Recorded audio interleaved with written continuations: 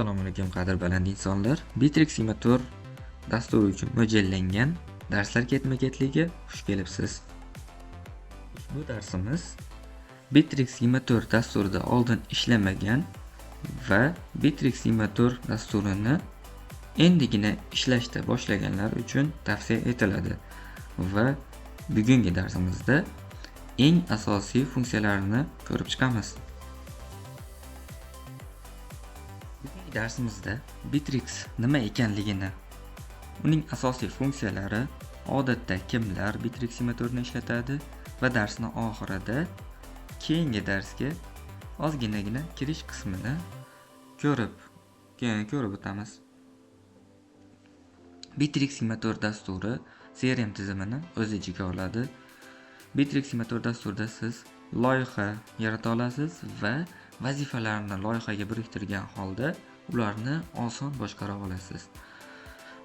Bundan tashqari, juda ham katta qulayliklardan biri Bittrex Simulatorda xuddi Telegram, WhatsApp kabi ichki chat va xodimlar o'rtasida video qo'ng'iroqlar mavjud va buning ustun tomoni shundaki, Telegram, WhatsAppda boshqa chalg'ituvchi postlar yoki kanallar deyishimiz mumkin, shu narsalar bor, lekin Bittrex Simulator faqatgina ish uchun mo'ljallangan, hech qanaqa sizni chalg'itadigan boshqa kontentlar yo'q. Va yana bir qulayliklardan biri xodim va ularni ishlagan vaqtlari nazorati. Bu ayniqsa HR, ya'ni inson resurslari menejerlari uchun qulay hisoblanadi. Kelinglar, endi o'rganganlarimizni amaliyotda ko'ramiz. Ko'rib turganingizdek, Bittrex Simulator platformasi hozirda hech qanday funksiyalardan to'laqonli foydalanmaymiz, shunchaki yuzaki ko'rib chiqamiz. Chap tomonda uskunalar paneli, ya'ni funksiyalar paneli deylik, o'zimizga yoqqan nomni beraveramiz. Bu yerda Bittrex Simulator dasturining eng asosiy funksiyalarini ishlatishimiz mumkin. Tilini o'zgartirishda hozir Kanban ko'rinishda bo'lmaydi ekan.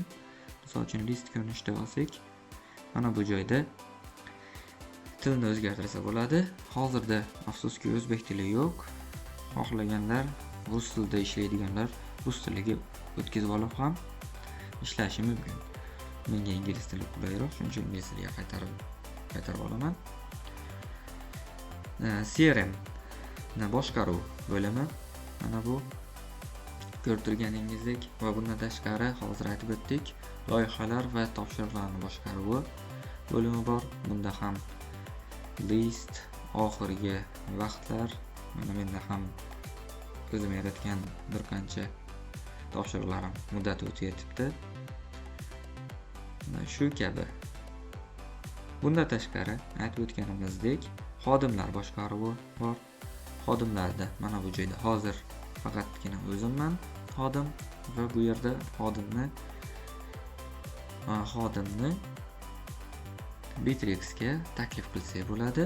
Bundan tashqari, men ofisga kirganimda mana bu joyda clock in, ya'ni soatni yoqish tugmasini yoqib qo'yishim mumkin va men kompaniyada ishlayotganimni bildiraman. Mana bu yerda break, tanaffus va continue tugmasini bosish orqali yana ish soatlarimizni davom ettirsak bo'ladi va kompaniyadan chiqib ketayotganda clock out ni bossak yetarli.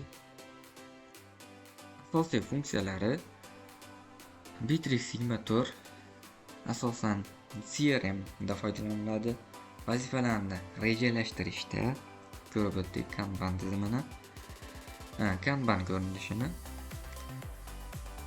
Bundan tashqari, xuddi Telegram, WhatsApp kabi chat muhokama bo'limi ham bor va chat Telegram va WhatsAppdan ustun tomoni shundaki, Bittrex Simulatorni chat funksiyasida sizni chalg'ituvchi boshqa kanal deymizmi yoki botlar yo'q. Faqatgina xodimlar bilan muhokama olib borsa bo'ladi xolos.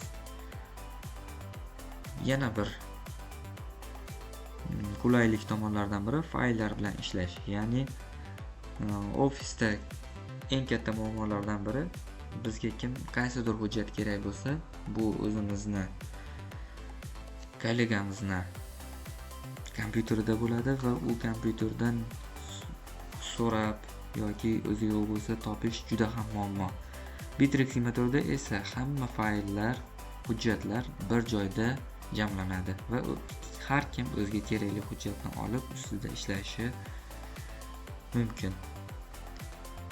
Endi bularni amaliyotda ko'radigan bo'lsak, sizlar bilan aytib o'tgan chat qismi mana shu. Ya'ni bu yerda hozirda faqatgina bot bor ekan. Bittrex kompaniyasi haqida yangiliklar va mana bu Telegramdagi xuddi saved messages kabi, ya'ni o'zimizni notlarimizni, ya'ni konspektlarimizni yozib olsak bo'ladi bu yerga. Xo'p, bundan tashqari bir joyga to'plashimiz mumkin dedik fayllarni. Fayllarni bir joyga to'plash uchun Drive bo'limidan foydalaniladi. Mana shu joyda fayllarimizni bir joyda to'plashimiz mumkin. Bittrex Simulator dasturi asosan kichik jamoalar tomonidan ishlatiladi.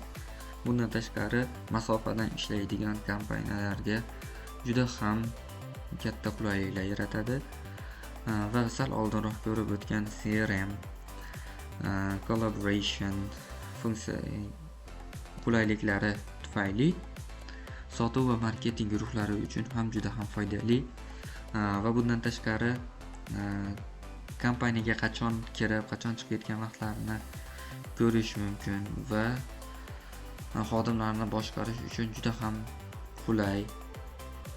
Shu tomonlari bilan HR va boshqaruv bo'limlari uchun ham foydali dastur hisoblanadi. Keyingi darsda, ikkinchi darsimizda, ya'ni Bittrex Simulatorni funksiyalarini eng soddalarini ishlatishni ko'rib chiqamiz. E'tiboringiz uchun rahmat. Keyingi, ya'ni ikkinchi darsimizda ko'rishguncha xayr.